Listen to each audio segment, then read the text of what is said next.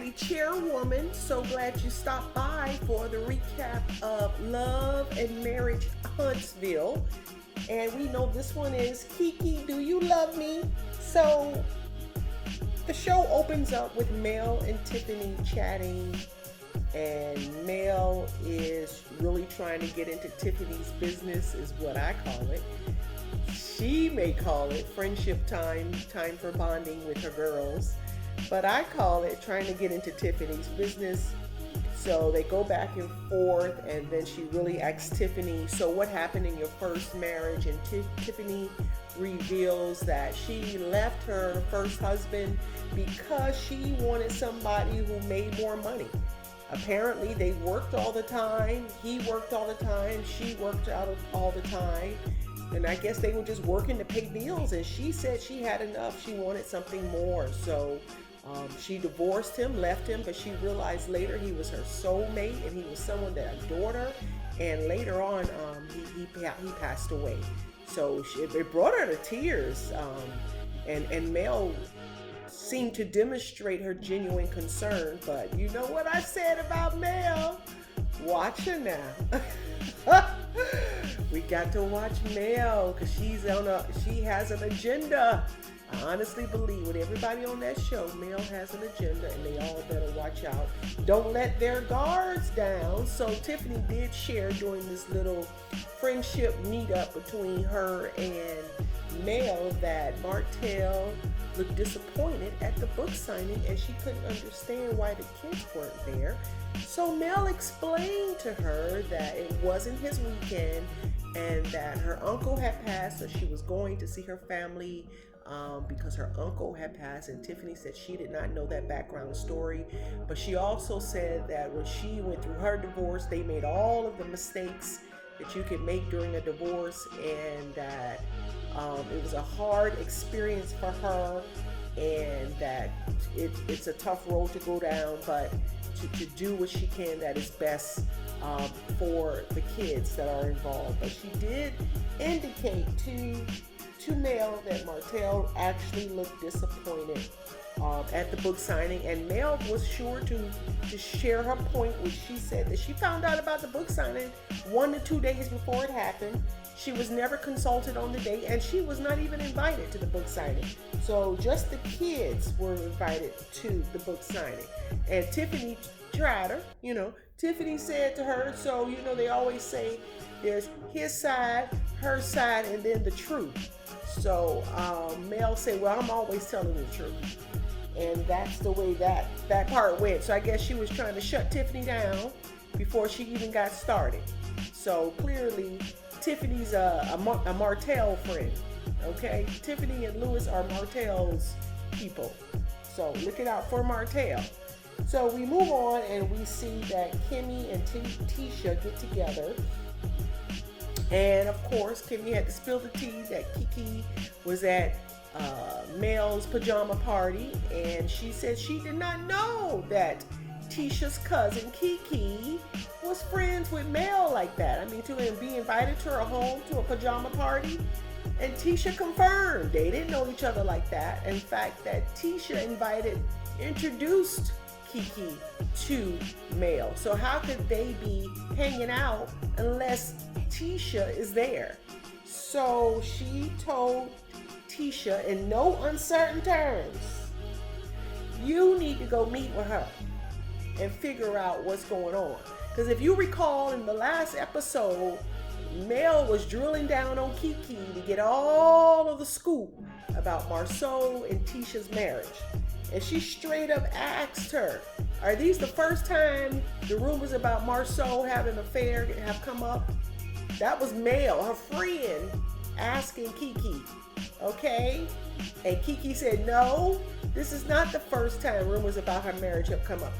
Rumors about her marriage have come up before, and we've talked about it. So Mel said it in perfectly plain frenemy language during the last episode to further put Tisha on blast that your marriage is not perfect. So then they go over to the guys after Kimmy told her, you need to make a fast line and meet up with Kimmy to figure out what's going on, because your cousin is your enemy right about now. So they go on and they go to the men meet up. It's Marceau, Maurice, and Lewis comes in at black, and they all huddle. And Lewis said that he believes that Marceau came at him too aggressive, and that he wanted to get everything cleared and clear the air. And that he didn't like the fact that Marceau called them fake at the reunion. So here we go again. So at least this is one of the episodes where they stop talking about the picture, but they're still talking about the reunion. So he said he didn't like the way he tried to portray him and his wife at the reunion. So he wanted to come and make sure they squashed the beef. So Marceau challenged him and said, well, you still are not an authority on my marriage. You don't even know me like that. And this goes back to Lewis and Tiffany's discussion about how long they've known Marceau. And Lewis said to Marceau, but I've known you for a long time, man. We moved here in the late 90s. And we've known you since then. And Marceau had to call him and check him. And I agree with Marceau on this point. He says, you've known of me, but we've never sat down and broke bread, which is a valid point. Just because you know of someone doesn't mean you have a relationship where you can talk about the most intimate things in their lives, including their family and their marriage. So finally, I agree with Marceau for once. And so he had to recognize that Marceau had a point, and he apologized. Then Maurice, you gotta watch Shaking I told you now. Maurice and Marceau are two of the same, okay? They are brothers, and they are exactly the same, because what did he say? Maurice then says, well, Marceau, you owe Lewis an apology because you came for him, and it shouldn't have been that way. So Marceau agreed, and he apologized to Lewis. Then we go to Martell, who's trying to rebuild his life after what he thought was fun, right, with coleslaw. I think that's the name they've given to him. But so he's sitting down with his assistant, and I really like that his assistant is such a professional and really trying to get him on track and really trying to build his brand, build his identity, build his product line. Love that part about it. And then they both came to the realization that all future book signings are done on Martell's weekend. Rightfully so. Rightfully so. Martell has learned, like the lady said, he is 5 minutes late. She's going to pull off. She is no longer going to accommodate him. He got to get over it and follow the rules to the point. And I'm glad he had the discussion with his assistant so she can make sure that happens. Right? So she can make sure all signings are happening when he actually has the kids, which makes sense. It keeps all of the conflict from going, the disagreement. It helps to squash what's going to be years of animosity and hurt and pain. And the children don't need to see that. So I'm glad he recognized that he don't get no more favors. He don't have no more access beyond what is court ordered. He don't get accommodations. He don't get any favor. Everything is strictly by the book. He better follow the rules or he's going to really learn the hard way. So I was glad to see that he learned his lesson, that even though he was disappointed, he realized this is his what? New reality. This is Martell's new reality. So he's going to do a lot of growing up now. Because I think for a long time he's been immature. What did I say during the last segment? I believe his mom babied him. I really do. Sure, she encourages him. Sure, she tells him it's okay. Everybody makes mistakes. No one is perfect, but I don't think she ever challenged him. I don't think she ever called him on his stuff and made him realize he's got to do better. Maybe, I don't know. But I don't see it as one of the points in their relationship. I don't see it at all. You know what they say, mothers love their sons and raise their daughters? I think that's what's happened there. I think that's exactly what's happened there.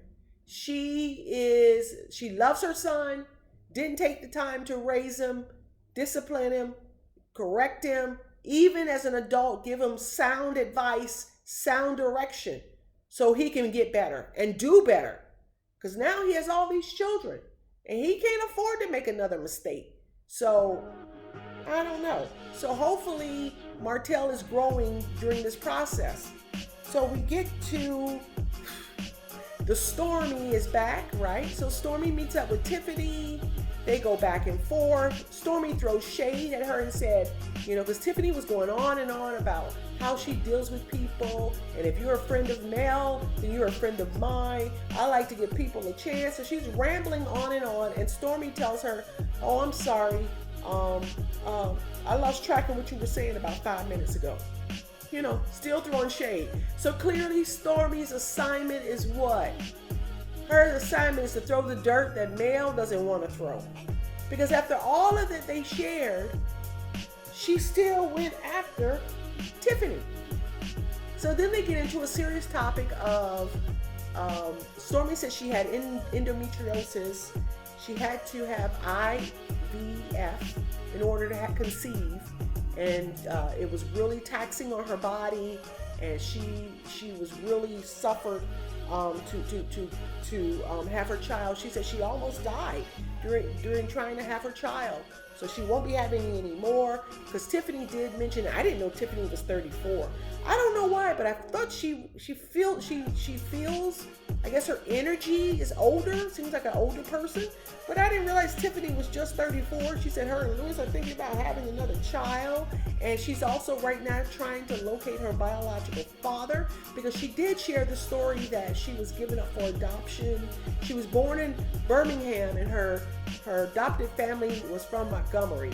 So I remember she shared that story before, that she was given up for adoption. So now she's trying to find her biological father. So I guess that's going to be her new storyline, or maybe next season's storyline. She's trying to lock in for another year. But I still say they're not transparent. Because she says she's in business, but what business does she do? She mentioned it while talking to Stormy. We still don't know what kind of business Tiffany does. We still don't know what kind of business Louis does.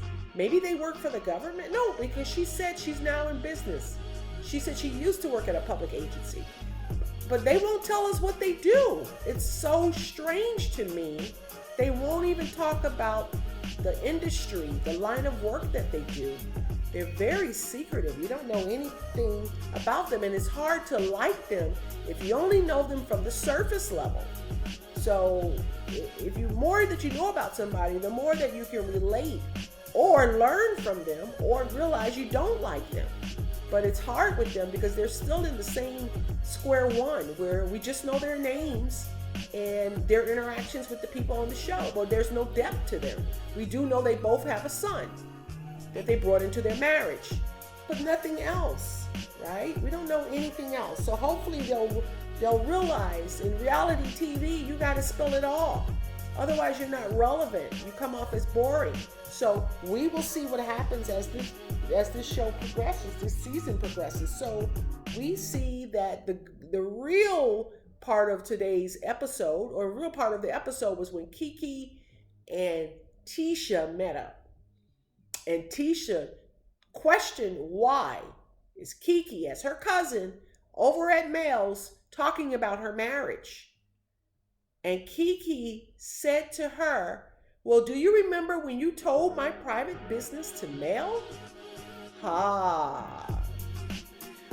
But Tisha said she shared the information with Mel and Martell because they had invited Keke to their home. And she felt that they needed to know what was going on with Keke because she was coming into their home. Which says to me, whatever was going on with Keke was really serious. It was really serious, and it was something that someone needs to know before a person comes into their home. And we can speculate on what that is, but hopefully they will tell us for the show. And even when the discussion with Tisha and Keke, Tisha didn't even want to talk about it. Even though she was upset, she still didn't want to talk about it. She didn't want to reveal it on television, what Keke was going through. But it had to be very serious. Think about it for us as individuals. If I was bringing someone into someone else's home and they were going through something and I wanted to make sure the hosts were aware, it had to be what serious Tisha felt and how necessary she felt for Martell and Mel to know, because they invited her to dinner, not to spend the night, not to move in, but they invited her to dinner, and Tisha felt it was necessary for them to understand what was going on in her life at that moment in time. That's the only thing I come up with. You guys tell me what you think in the comments, because I don't know. That's what immediately came to my mind. I could be wrong, and that's my assumption, and that's what I'm alleging. So we keep going on, and Tisha and Keke really have a falling out. Tisha says, you know what? Let's just cut off the relationship, because I've apologized to you for sharing this information with Mel and Martell. I thought it was necessary, and I apologize to you. And Keke says to her, well, Mel told me you were laughing when you told her. And Tisha said, I was not laughing, but I felt it was necessary for them to know. And then this is the other thing. Tisha said, do you think it's more important to believe Mel or to believe me? Or do you believe that Mel, who was having issues with me, or are you going to believe me, your cousin, who has already apologized to you? So Keke was not comforted by that suggestion. So Tisha said, you know what? Let's just end our relationship. Let's just end our relationship. She goes outside of Black and calls Kimmy. And I'm glad to see her and Kimmy are still communicating. I'm glad to see that she felt that she could talk to Kimmy about this. So she calls Kimmy and tells her what happens, and Keke comes outside and says, who are you telling my business now? And that's when it ends. And so we know the next episode is going to be really good as well. And it's going to be really good as well. So we all want to know what in the world was going on with Keke that Tisha felt it was so important to tell a dinner host about the details. And you know what? Keke looks like Miss Wanda. She looks like Miss Wanda. She really does. Anyway, that was just a side note. So much unraveling here, and so many people are sharing, except who? Louis and Tiffany. They remained so guarded with their lives, so guarded with their work, so guarded with who they really are, that they come off as having zero personality. So hopefully they will loosen up, or they'll be gone next season. And I don't like the fact that Stormy is very messy to be a successful businesswoman. I don't like she's being petty. I don't like that she's allowing Mel to use her to throw the dirt and the shade. I don't like that, because a successful businesswoman, we really want to see her at her best, right? And one other thing I noticed for this episode, Destiny wasn't there, but she's coming back for the next episode. So is Mel trying to push Destiny out? Huh. That's interesting. That is so interesting. We shall see how this all pans out. But I realized they didn't show Destiny this episode. But they gave Keke a lot of airtime, and they brought Stormy in, and Tiffany. Tiffany had a lot of airtime this time. But she's very boring. She's very boring. I still can't believe she's under 40, because her energy is so laid back. Usually people at that age are more, energetic. So maybe, I don't know. It's just my personal opinion.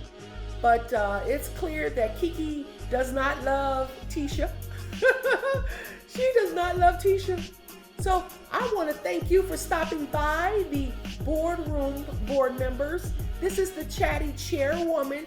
Love giving these recaps. Love and Marriage Huntsville. Excited about what? Love and Marriage what? DC coming soon. Carlos King is really killing it with this show, giving us something fun and entertaining to watch. And I know it's all building up to something very, very entertaining at the end.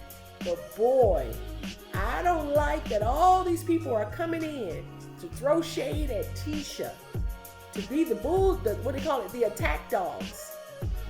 Wow, be careful. They better be very careful, because the plan is to attack all of their marriages. So we will see what happens. And hopefully we'll see Martell continue to grow now that he recognizes real, right? Real life after marriage. Called what? Divorce. So that's all. Don't forget, hit the like button and the notification button, as well as subscribe. I thank you for stopping by. This is the Chatty Chairwoman. Thank you, board members. Bye-bye.